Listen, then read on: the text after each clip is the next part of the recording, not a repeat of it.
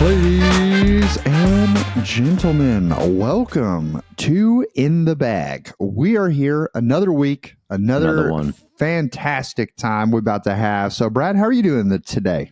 I am doing well. I'm very excited about today's episode. So I woke up in a great mood. The weather's finally turning here. Played a little disc golf on accident last weekend. So feeling good. Coming off the holiday, feeling great. Come on. I mean, we knew the weather was going to be... I feel like the easiest way to guarantee the beautiful weather day for y'all there is to not have discs to try. Like that's true. If we want to make it like rainy, windy, all that, all we got to do is be like, "Hey, Brad, can you go try some discs this morning?" Yep. But that's okay. Surefire away. So today we have a special guest. We did not try any discs out because the situation and the player that we're bringing on today is a very unique one, but one that I know he's not the only person in the world experiencing this. And so super, super excited to dive into this bag. But before we dive in, of course, we have to thank our sponsor of In the Bag. That is Flippy Disc Golf. Aaron and the team over there doing amazing work. Such fantastic gear.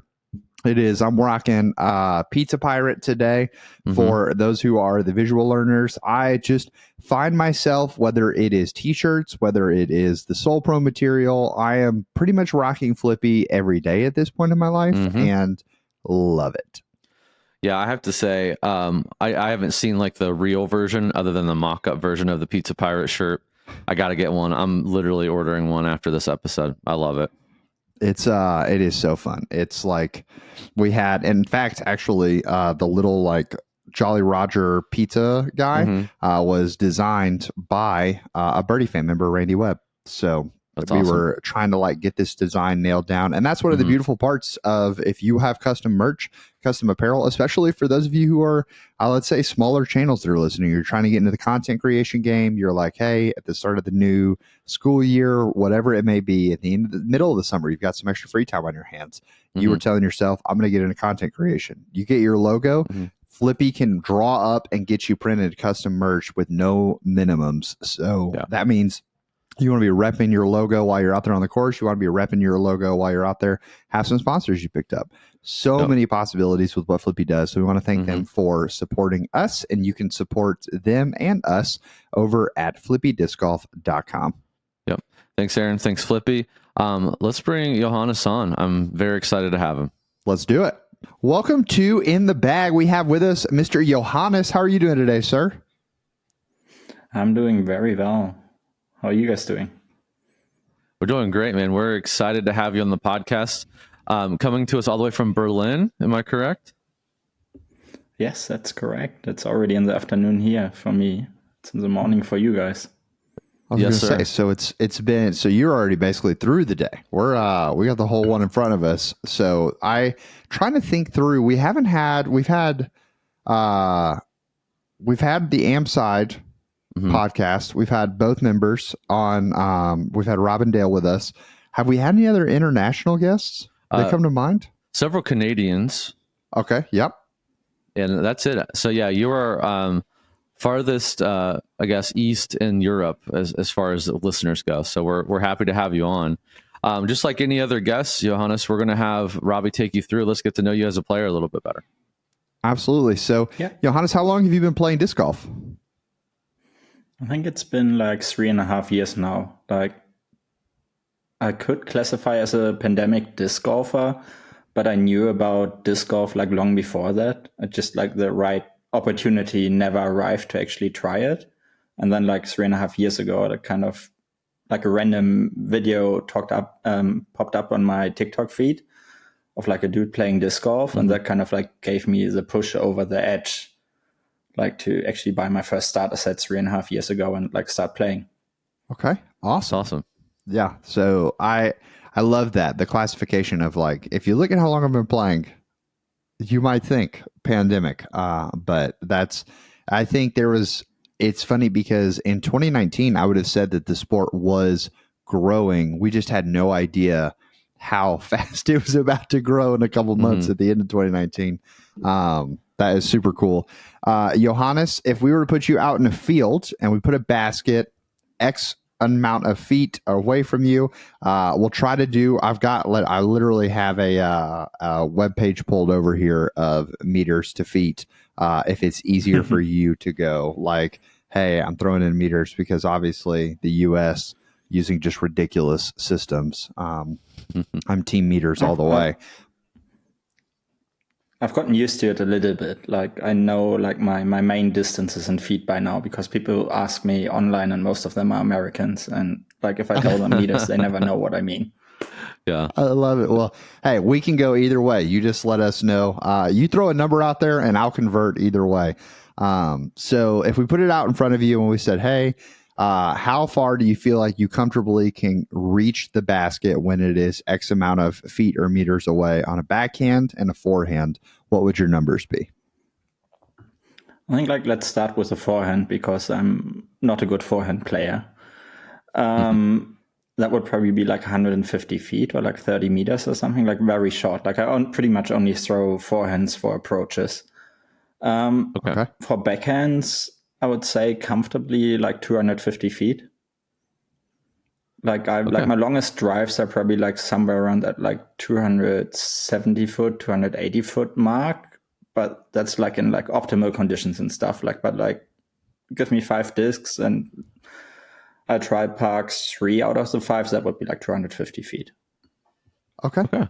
Fantastic. That is, I think that honestly connects with a lot of our listeners. So people talk all the time about trying to reach that 100 meter or 300 feet like mark and how, man, you know, I'm like stuck around that range. And I think that if I were to peg the largest distance grouping, it is around that 250 to 300 foot range right there. I think there are tons of players who are stuck in that area, maybe a 20 feet above it, 10 feet below it kind of a deal. But that's really solid because I think that people who are not playing in your situation, Johannes, still some of the disc golf mechanics are going to carry over in the disc choices and things like that.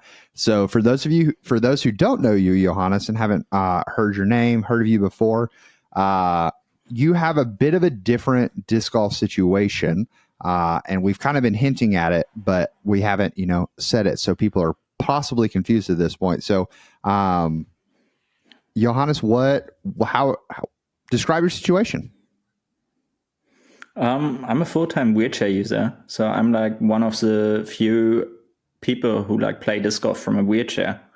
Like there's a few other ones out there. I've just talked to Hugo, who's from Sweden, but it's just a handful in the whole world that I've ever had contact with. So technique-wise, it's pretty much I play the same game you guys play. I'm just missing like the bottom half kind of the movement. So it's just like back and arms really. Yeah.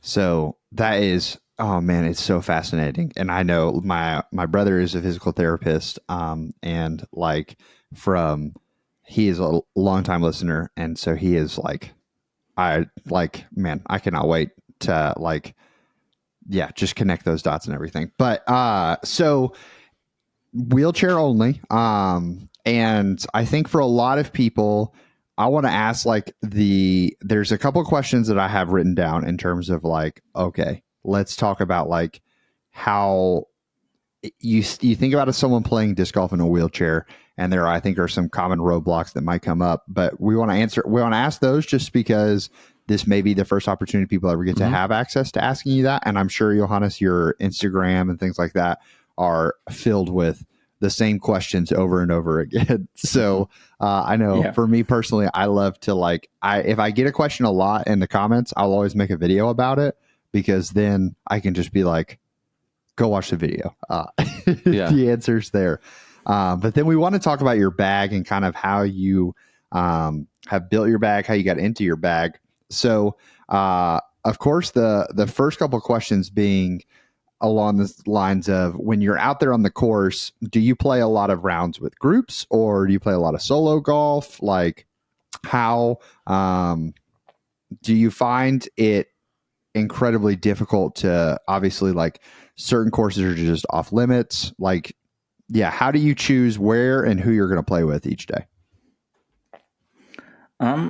pretty much depends on if I want to film content.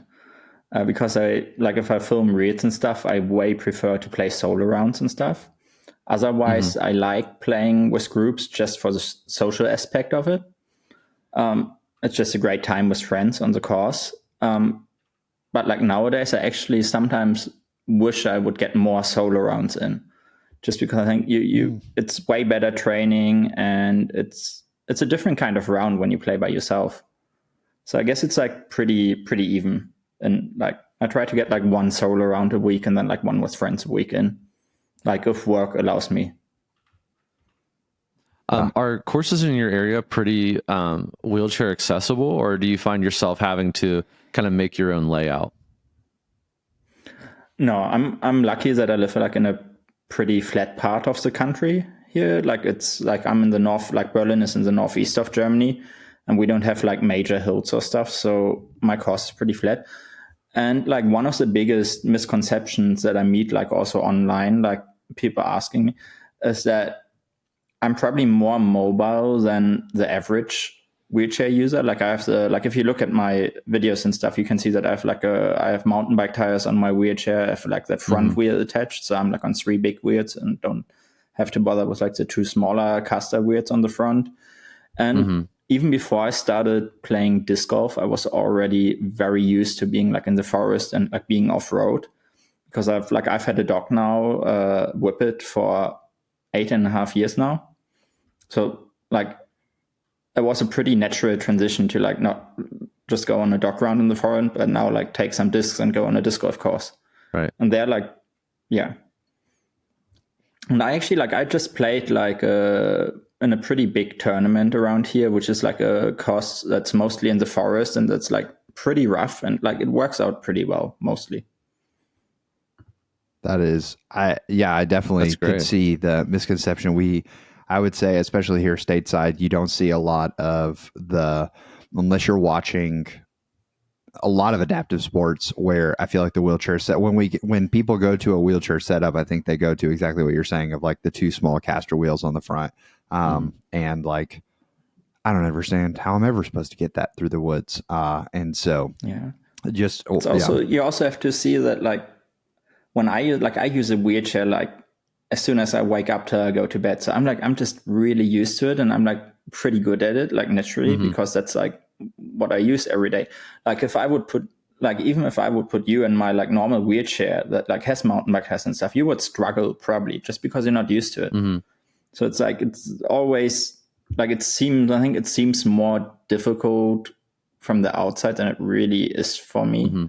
I know, but like I'm just very well adapted. Yeah. To playing disc golf. And that's what I think I kind of really, I followed you before. I mean, really where you came to life for me, you know, I've seen your reels and stuff on Instagram, but I heard you on, you know, a friend of Robbie and I, on Jesse's podcast, Patent Pending, or Jomas podcast, Patent Pending. And I really enjoyed the interview, and I love how you say adaptive disc golf. And I don't know if that's a term like you kind of coined, or if that exists in the like, folks with adaptive needs community, but I really love like the attitude about that. Is like, you know, you don't know through your wheelchair, right? You're adapting it to do what you want to do and play the sports you want to do. You're adapting it to the lifestyle that you wish to have, and I just really respect that. So I love that coin, and just since you kind of brought it up, but I think this term of adaptive disc golf is really, really great. And I think we all try to see stuff through our own lens a little bit, and you know, where I get kind of blocked is, you know, I'm in Virginia, and we're not in the crazy mountains here, but we have a lot of hills. A lot of our courses change up and down in elevation.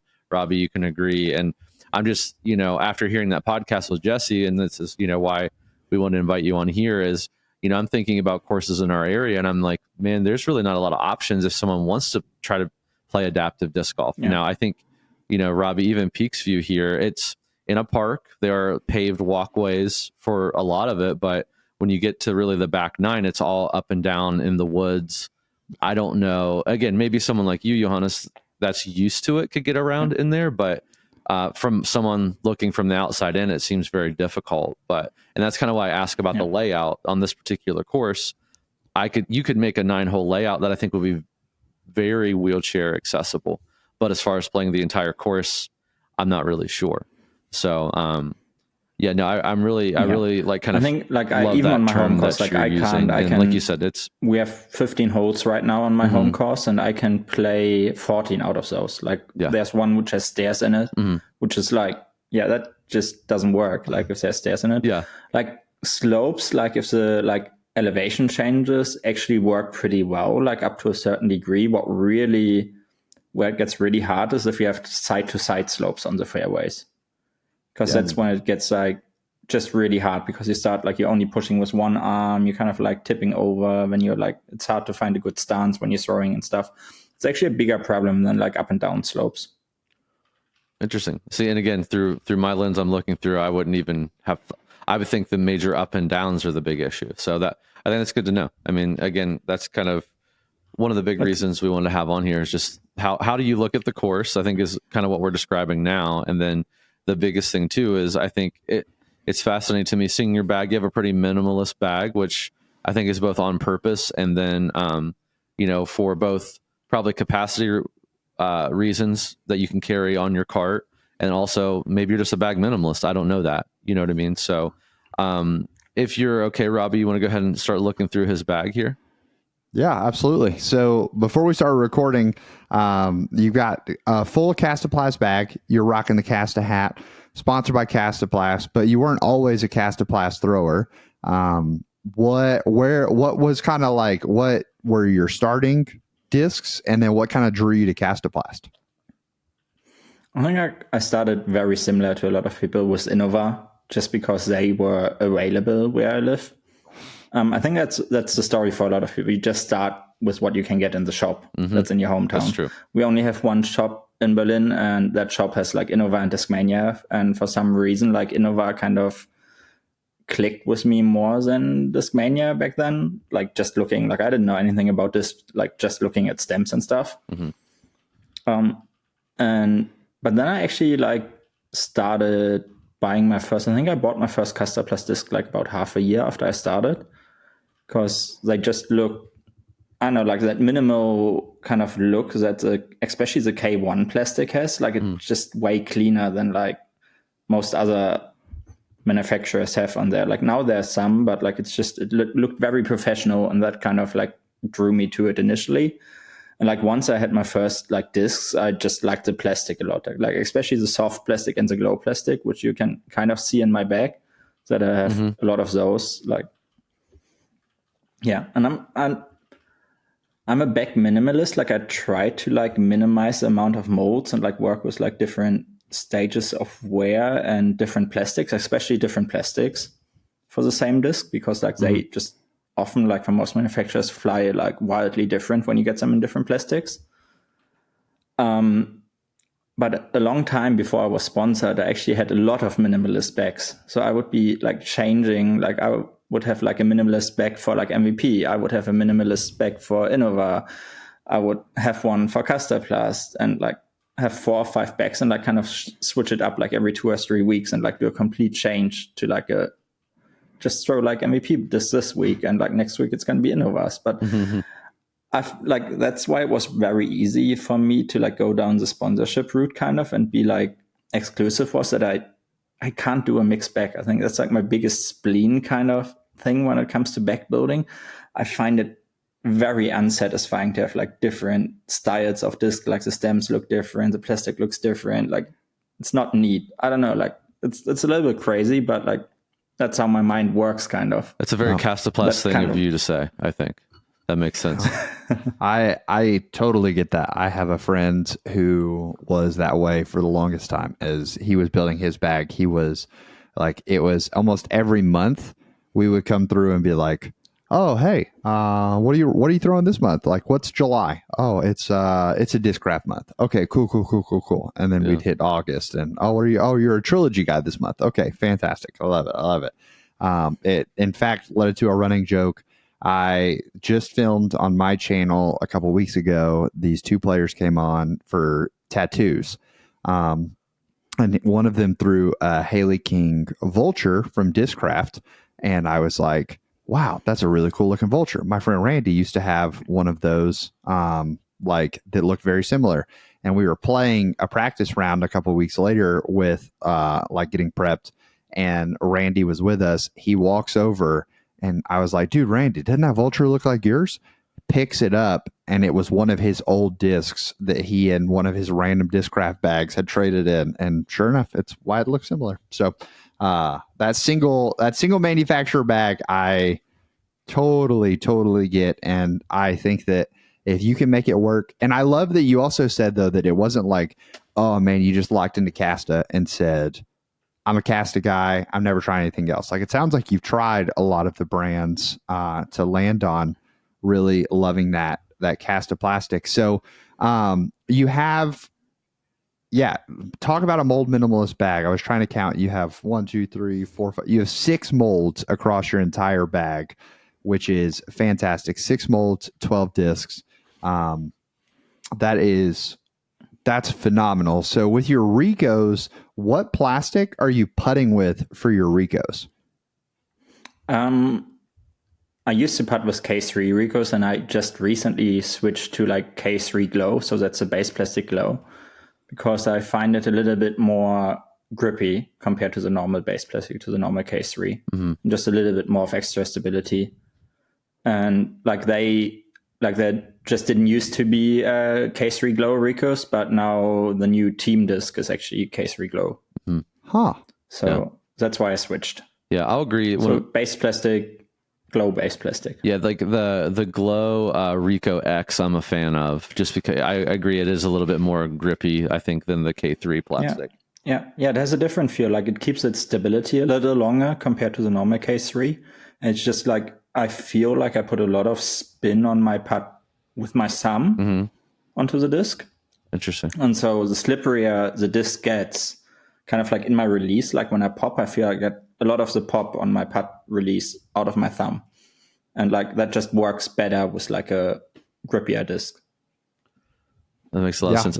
For those of you visual watchers, you just saw Robbie and I both like kind of like do our putt hands and just like, wait, do I use my thumb? So that's very interesting. I don't think, and you probably, Robbie, have way more insight on this, but I'm kind of thinking more of like a pop, like with my hand, versus I don't know how much my thumb's actually in play. Maybe it's more than I think. That was my question is, are you more of a spin putter, Johannes? Yeah, because like when I putt, I pretty much face the basket side on, kind of like aiming with my shoulder towards the basket, like nearly like turned away nearly 90 degrees. So I have a very short, like I have a spin putt that pretty much comes from my like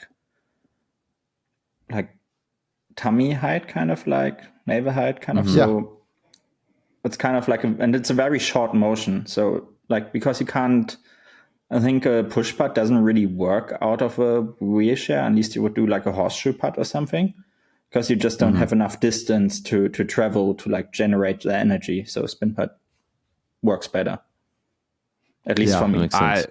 That makes a ton of sense. I think if someone like that is our local putting league, we have some like stations where we'll do special putts and whatnot. And one of the stations is almost always a seated putt.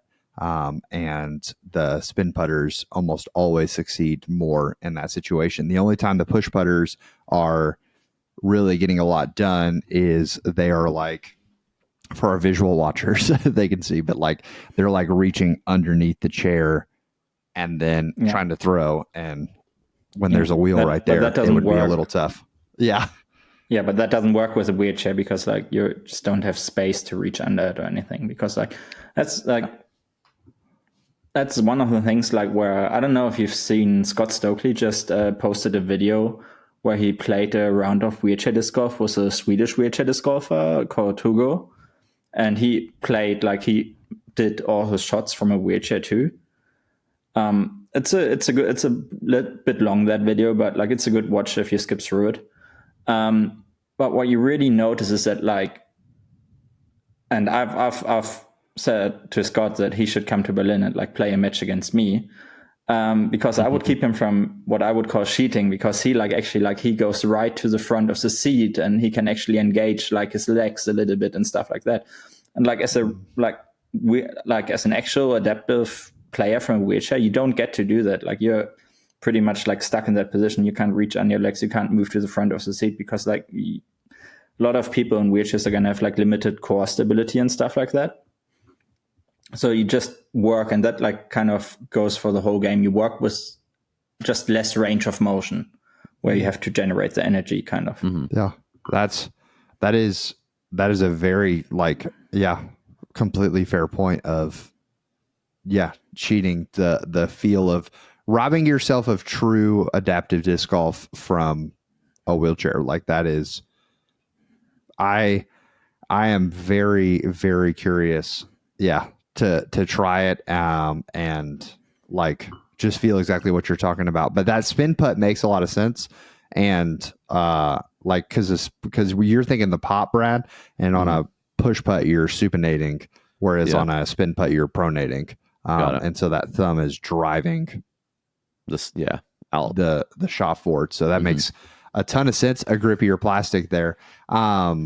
Is the K3 Glow, is it pretty firm and grippy, or is it like, because when I think of K1 Soft, obviously it's like, I wouldn't say it's floppy, but it's definitely not firm. It's pretty firm. It's pretty much the same as a normal K3. Like there's also, because like if you like a firm plastic, there's also K3 hard, but I like, especially for putting, like I feel I lose grip with like a harder plastic. But I think that's like personal preference. Like I don't like K3 hard that much. I know people who love it, especially like the ones who live in like hotter regions. But I really like my soft plastics.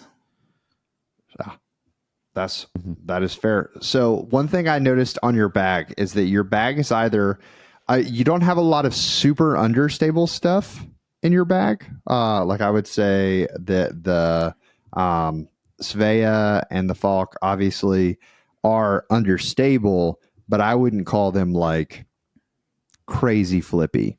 Do you have that feeling that they are actually crazy flippy? Like, do they fly not true to the flight numbers, or like how do they fly for you? I would say the Svea in general, like I think it's like a 5.6 -1.0 or something like that. Flies more understable like that. I would give like a normal run of Svea, like K1 Sveas, I would probably give like a -2 in turn.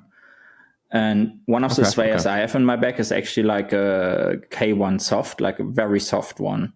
And that one is like a little bit lighter too. And that one is like more like a -3. Like that one is just very, very understable. Like I can like that Swaya, if I throw it like full power on like a slight Hyzer, it would just like turn and like right. Like it doesn't burn, but it's like you wouldn't be able to throw it on an Hyzer. Like it would just crash. Yeah. So that would be your forehand on a longer shot. Like if you need a forehand shot. Yeah, I throw that Swaya probably like up to like on holds. Like if I really have to do a right turn, like get to the right, I'll throw that Swaya up to like 250 feet because it's surprisingly floaty. Awesome. Yeah. Okay. So would you say the same thing about the Falks? Is that the Falks come in at 9.6 -2.1? Do you think they fly pretty true to the flight numbers, or also a little more on the flippy side? I think that's where like my arm speed comes into play, kind of, because like for me they don't fly like a -2. Like a normal K1 fork for me will probably fly more like a -1-2 kind of. Okay. The soft one I have is like very used and like it's 167 K1 soft, and it's like hit a lot of trees. And that one flies like a fork for me, like the numbers would suggest, but like it's not crazy understable for me. I think that's like kind of like I stepped down from throwing like 9 speeds are the fastest discs I have in my bag right now, and like for a long time, like last year and this winter, I even stopped throwing like 9 speeds because I felt like I just don't have the arm speed to get like a 9 speed up to speed. And I like stepped down. Like for Casterplast, I started like just throwing like the Kaxe and the new stick, which are like 6 speeds, kind of 7 speedish, like hybrid fairway mid ranges. And only recently I've actually started putting, like for the last 2 months, I've started throwing like faster discs again. But I feel like because I like kind of learned, like I taught myself how to throw like a very slight Hyzer with them to get like, because I feel I do get more distance out of them, but I feel like it's kind of, I can add like 1 or 2 stability to every 9 speed, because like I just don't have the arm speed to get them up to their true flight numbers. That makes sense. Yeah, makes sense. And that was really the only thing that made you jump back from the 7 speeds up to the 9 speed, is like you did find yourself getting more distance with them. Were you missing the distance on like the Stig? I was missing the distance a little bit. It's actually not that much. It's like probably like 10 feet of distance that I gain by throwing a Falk over a stick. But that's air distance. But the thing is, like with 9 speeds, you're going to get ground play and stuff. So in reality, it's going to be like sometimes going to be like 10 to 20 feet, just because you get more skips and stuff. Like, so the actual air distance isn't that much bigger for me from like a 6-7 speed to a 9 speed. But I'm just going to get a little bit more ground play, and I feel like they're more wind resistant, which is nice. So when you're describing your throw, I'm subscribing more and more to the belief that there is no flat. Like, no matter who tells you how flat they throw, they all throw with like a little bit of Hyzer or a little bit of Anhyzer. Would you say that your throw has more natural like Anhyzer to it, or more natural Hyzer to it for your flattest shots? I feel like what feels flat for me has a very slight Hyzer, but like just very slight. Like I can see it when I watch slow-mos, and I think I was throwing back. I can see I'm throwing a slight Hyzer, and it pops up just a little bit. But I used to really struggle throwing Anhyzers, because it's very unnatural from a seated position to throw Anhyzers, because like you kind of have to like lean back. It's very like, it doesn't feel right to throw Anhyzers. So it took a lot of like, I didn't throw any Anhyzers at all probably for the first 2 years that I played. And it kind of like took a lot of training, like just going out to the field and like, or going out. Like I spent a lot of time on one hole at my local course, where like the only shot that I can get to the basket is like a big Anhyzer. And I just like took like a stack of like 10 discs and just like, tried throwing Anhyzers until it worked. So now it's actually one of my favorite shots. And but I would say I'm a pretty flat thrower. Like, it's pretty close to flat. Yeah. So go ahead. Yeah. No, you go ahead, Rory. No, so my question would be, like, with flat to slight Hyzer being the natural preference, a disc like a stall is pretty overstable. So what, being a 9 speed, I know you said you add like 2 ticks of stability to your 9 speeds. So is the stall like just pure utility for you, or what kind of uses are you having for it? Yeah, the stall is pure utility. I actually don't, like on my home course, because that one is pretty short, I actually don't throw it at all. Like I have no use for it there. It's pretty much only in the bag if I go to like the longer like forest courses that are around here, like an hour away, an hour and a half away. Because it's, purely use it for like scramble shots, like put it like either skip shots or like putting it on like stupid amounts of Anhyzer, like from the side rough to like flex back into the middle kind of stuff. Like, I don't get much distance out of it. I like probably like 200 feet at most. Okay. Are you throwing like thumbers or tomahawks a lot? Is that a disc you use for that, or is that really part of your game? No, it's not really. Like, I find it very hard to generate power with overhands. Like I feel like I don't know where to get the power from, kind of. Yeah, that makes sense. I mean, I know for me, if I mess up throwing a tomahawk and I use all shoulder or all elbow, I mean, it's pretty painful. So I was just very curious to see if that was even a part of your game without having the generating energy in the lower part of your body. No, and like what I use the more overstable discs, like the Yarn or the stall for, is like if I throw forehands, or when I throw forehands, my natural release angle is kind of like a shop Anhyzer forehand. So it's like, it's very, I find it like Hyzer forehands feel very unnatural to me. Like my natural release on a forehand will be on quite a bit of Anhyzer. Okay. That makes a lot of sense. Yeah. And I think maybe I'm going in the wrong direction, but I'm thinking back to even the conversation we had about putting, about like just getting below your legs is just very difficult to impossible from a seated position. So that Hyzer forehand, I feel like it is, tough to get it all the way down there for even a steep Hyzer without like pain. But that's the same. That's the same for Hyzer forehands and Hyzer backhands. You can, like, it's also very hard for me to throw like spike Hyzers on a backhand because like on a certain point my own legs get into my way. Right. Because like you're gonna like if you look at like how Igor or somebody like the big boys are throwing like spike Hyzers, like they're coming from so far down low, like that's where my knees are. Like I would pretty much decapitate my kneecaps if I would try throwing a spike Hyzer. Right. Yeah.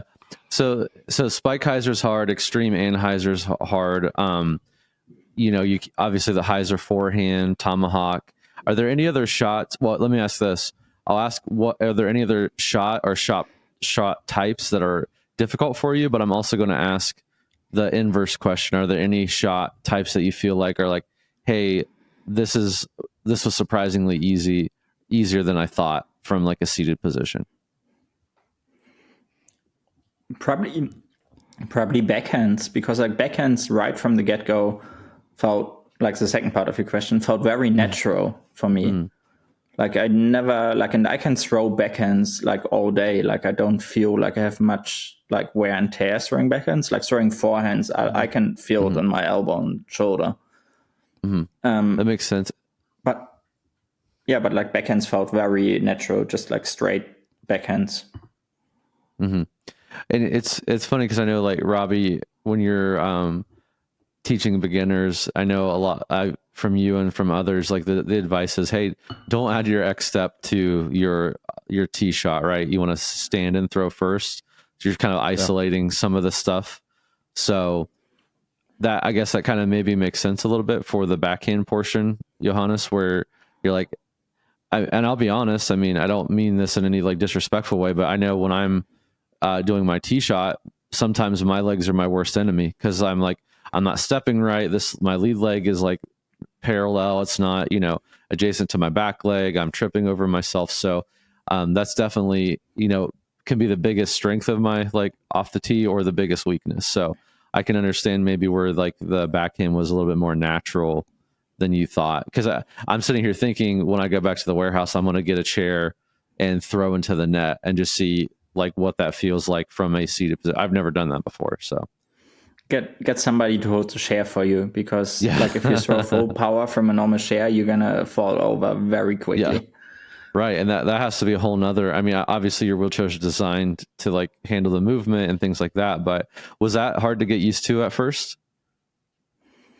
I kind of had to tighten my brakes when I started throwing harder, because like you can see it in like, I can see it in slow motions. Like when I actually throw full power, my whole wheelchair jumps after I throw, like because I can't, like, I don't follow through, because like I just stop at a certain point because I can't turn any further. So the energy has to go somewhere. And actually, like, and my whole setup, like with back and everything, is probably like around 100 kg. I don't know what that is in pounds, but and I actually get all that to like lift off the tee pad and like jump a little bit. Wow. Yeah. I'm seeing it's like 220 pounds. Yeah, that's pretty heavy. And yeah, that's a lot of power though. I mean, yeah, like you're saying, that's a lot of power generated and it has to go somewhere. So yeah, but I feel that like plays a big role in why I don't like throwing forehands, because I feel like it goes straight into your lower back when you don't have the follow through. Like when you throw like power forehands, I get lower back pain. Yeah. And I think that's a lot of that is because I can't follow through on the forehand. Yeah. So like it kind of goes more into like the rotation kind of, like on a backhand, like I have quite a lot of like back muscles. So I feel like a lot of the energy like just gets absorbed in my back, like in my upper back on backhands. But like on forehands, like it kind of like ends up like it twists you, and then like all the energy gets stuck in your lower back. Yeah. And that gets very uncomfortable. To me, again, I'm not a coach by any means. So, but I guess that kind of makes sense because anyway, I guess thinking about this, and this could be completely wrong, but on a backhand, if I'm thinking about it, I'm generating the power from my lower body and it's coming out of the upper half of my body. If I'm doing forehand, it seems like, I'm getting the swing of my forehand, and like the end of the power comes from my feet. So it's like kind of transferring down to project the disc out, kind of like catapult action. So to me, I guess that makes sense. I don't know if that's right, Robbie, but that's kind of how I'm I know, visually seeing it in my mind. like I would love to like talk to like a sport physician or something and do like motion capturing or something one day, because I'd really like to see like a side by side kind of slow motion analysis, like what's actually different, like throwing from a wheelchair compared to like throwing from a standing position. Because like I don't know how it is to throw from standing. Like I never threw when I was not on a wheelchair, so it's like kind of like for me it feels the way I throw feels normal, kind of. But yeah, That's so. If someone was trying to simulate it, I like that. Like have someone hold the chair, because a normal chair will like it's going to fall over. Make sure that you're seated in the back of the chair as opposed to sitting on the very edge of the chair, because going to be differences there. I'm just like yeah. I'm thinking through, because curious minds I think are definitely going to do what Brad does and like try to get the simulation. And it's something I know I've talked about on my channel before, is if I'm coaching someone, I will always say that like if you have just good upper body mechanics, like your distance threshold, if you just work on your lower body versus just working on your upper body, the distance threshold is technically higher for if you have just super sound upper body. So that makes a ton of sense to me that you're getting the 250. So I guess kind of my final question, Johannes, would be, what are your goals in disc golf? Like where do you want to see yourself fit like within the world of disc golf? That's a hard question. um, I don't know. Like I think I'm like it's two parts. Like I wanna be a good player compared to like people not in wheelchairs, kind of like just on a technical level. Like it's kind of like my personal kind of goal. Like I want to get a world record too. That would be nice, because there's a standing distance world record for wheelchairs, and it's from the 80s, and I can throw that one with my dog frisbee. Okay. All So right. it's kind of low hanging fruit to do that. But like my bigger goals are to make disc golf more inclusive as a whole, because like a lot of like the time I spend in disc golf is actually not playing myself. I also like work as a TD, and I do a lot for my local community. I'm like in the German Federation and stuff like that.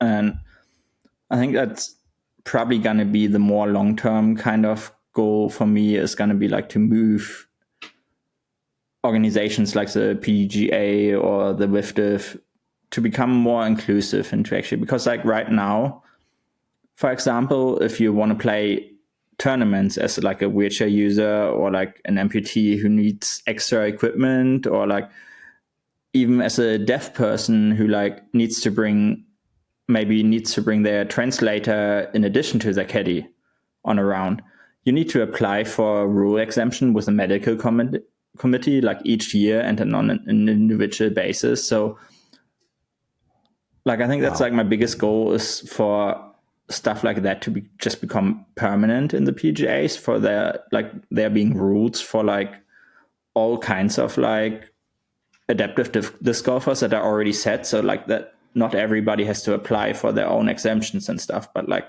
for the PGA to actually put thought in how can we make it as accessible as possible and as welcoming as possible for all disc golfers. Yeah, I think it's a great goal. I know, again, before your Instagram, before I saw that first reel, it didn't really come to my mind that folks were playing disc golf in wheelchairs. So I think it's number for us around here. Even it's just like, what's the awareness level? And, because we do work with I know Foundation and Atlas. We work with the Deaf Disc Golf Association that's here, like in the East Coast, and we're very supportive of them. In my past life, I worked with audiologists and ENT surgeons. So, and I'm a hearing aid user myself. So I have a special love for that community. So I think making awareness is great. What you're doing is great. I mean, thousands of people are seeing you all the time play, and it's going to affect more people down the road. So would you like to see, so let's just say when you apply for your PDGA membership, if you have a special need or some adaptive need for disc golf, it's just a part of your membership and it just gets automatically renewed once you prove the exemption. Is that kind of what you would like to see happen? Or would you like to see a special division just be created on the Pro Tour? What would you like to see if it was Johannes's say and you could wave a wand right now? What would you like to see? The JPDGA. Yeah, I'm always split on creating extra divisions, because like it's the same that problem that we have with the Paralympics, for example, is we're creating like a parallel kind of universe where people don't mix with other people. Like we kind of like give disabled people kind of their own space, and we don't have to see them there. They do their own stuff, and I don't know if I like that, because I think putting people together with different backgrounds gives great opportunity for people to learn and become like better people. And so I'd rather like, at least I know it's not going to work on the professional level. Like on the professional level, you need own divisions and stuff, but like on a recreational level or in the M level competitions, I just like there to be like rules provisions, like general rules provisions and like helps for TDs, like guidelines for TDs, how to like include people and get them to play in their tournaments and like get like people of all different backgrounds playing together, kind of thing. Because I think that's like it's great for everyone. It's not just great for the disabled people playing. I think it's also great for the other people if they get to for sure. play with like a diverse group of people.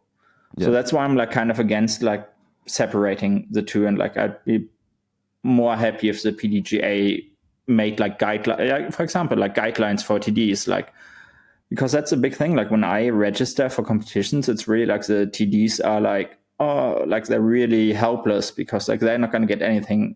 Like I have to explain me as a competitor, I have to explain all the rules and stuff to them. Mm-hmm. And so I think that you wish PDGA, for more like education, right? More education, easier accessibility for the people running tournaments. And I agree with you. I think that, even with, sorry, I'm relating to the deaf community. I just have a connection with that community, but even the deaf community, I think it's just more about education and people being around it. And, not that it's scary, but I think the unknown scares a lot of people. And like you're saying, these TDs that don't know what to do or don't know the rules, that's scary for them because they don't want to offend anybody. They don't want to like make anyone not feel included, but they also want to keep everyone safe. So I think you're right. Yeah. The education piece is huge, and it just makes it, it's funny, but it makes it more accessible for the people trying to help those that need the adaptive measures to be taken for them to play. Yeah, and I think that's one, like, because I know there's a few people in the world who like play disc golf from wheelchairs and stuff, but like apart from me, there's hardly anyone who's playing in competitions and stuff, like especially sanctioned competitions, because like, yeah, they don't feel like they will fit in there. Like it took a lot of effort for me to actually, that I'm now at a point where like I have a medical exemption, like I know the TDs around here and they will let me play, but still like I have to, like in my flight, I have to talk to all the people in my flight, explain the rules to them, like the exemption I have to them. I think it should be easier. Right. And it shouldn't like right now, it feels like an afterthought. Yeah. Yeah. I hear that.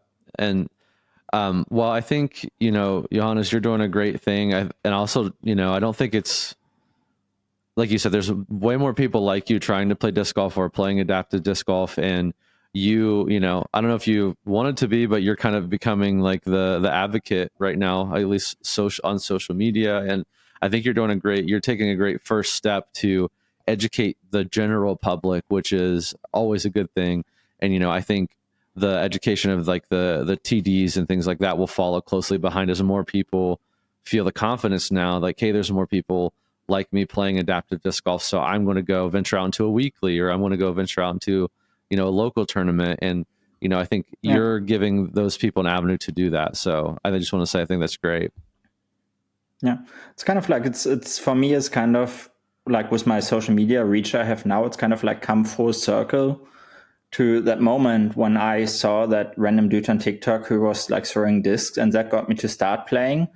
And I had already contact with disc golf before, but I always hope that when the next dude or like girl or like whoever in a wheelchair like sees one of my reels, that my video will then be that point that gets them to start. That's like one of my biggest motivators to like keep making new content, and it can be quite tedious to like, because it feels like you're doing the same over and over sometimes.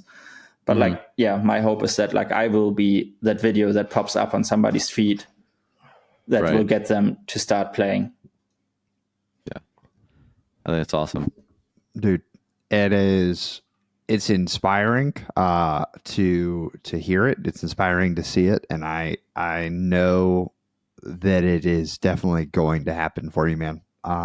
Like just the dedication is there, and I love the passion, and I truly hope that hearing kind of the steps and okay, this is what kind of education we're looking for. I think that it's something that not only needs to be done by folks who are like, who do have these like exemptions and things like that they're having to fight for their own story, but I think it takes the powers at be and other voices coming in and supporting and trying to do that as well. So definitely inspiring me truly, Johannes, of okay, how can I help? Because it's not just helping beginners who are not in wheelchairs or have needs. Like it's helping everyone get into the sport. So I think it's beautiful, man. That's the thing that like connects all of us. Like we're just people who like throwing like frisbees, like in the forest or like in the park. It's like, it's the greatest pastime ever. Like everybody should do it. Yeah, absolutely. There are, people love walking through the woods. It's an entirely different experience. We get to walk through the woods with a purpose. So Johannes, I want to say thanks for coming on, man. I really do appreciate the conversation. I appreciate what you're doing. Where can the people find you if they want to come like follow you along in your journey and honestly gain some more education? The best place is probably my Instagram. It's just my name at Johannes Kropf. So yeah, just go and follow me there. And I try to post regular content if I have the time. Yeah, absolutely. Trust me, we at Foundation, we get that. We completely understand that. You guys, I'm always amazed by the amount of like, especially like video content and podcast content you guys put out, because it's like, it's more than a full-time job to do that. Like because it's part of my main job too, to do like social media management, like produce content and stuff for my workplace. And I just know how much work it takes.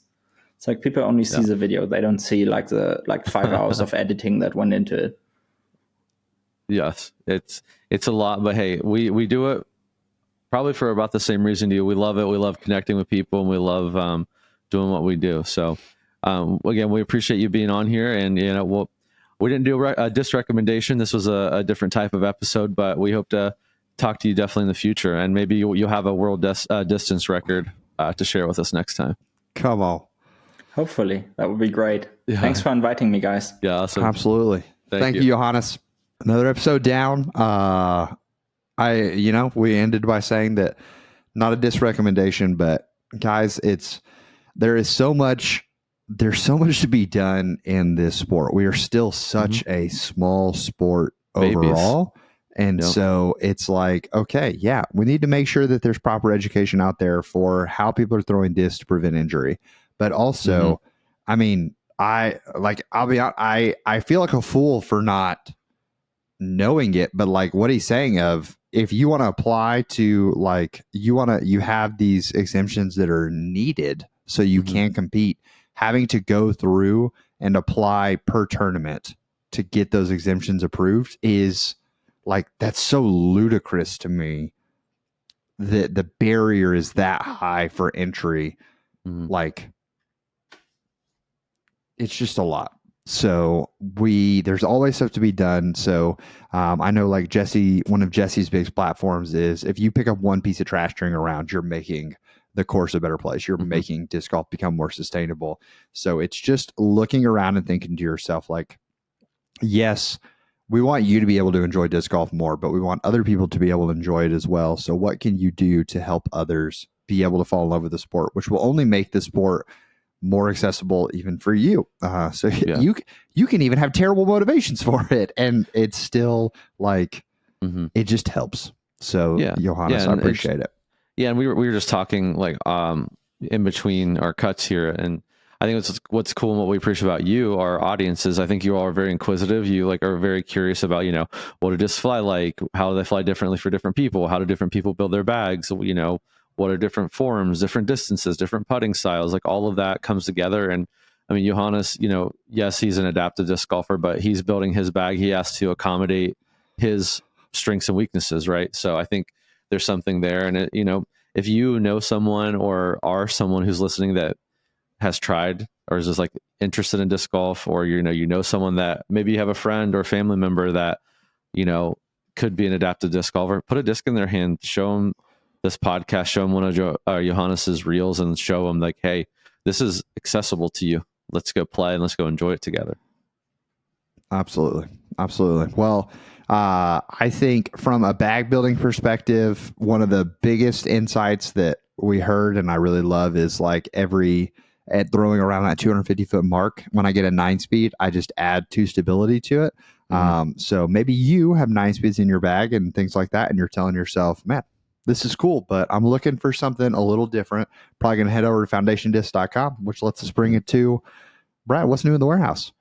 All right. So warehouse this week, we'll have all of our Discraft restock up. So all the molds you love, some we haven't had in a year are up. I mean, we have, like, Jawbreaker Banger GTs. Like, that's something that sticks out in my mind. We have, ESP Athenas. We have ESP Venoms. We have Stings. We have all kinds of pretty much anything you can think of we have right now, unless it just sold out, and before I talked about this.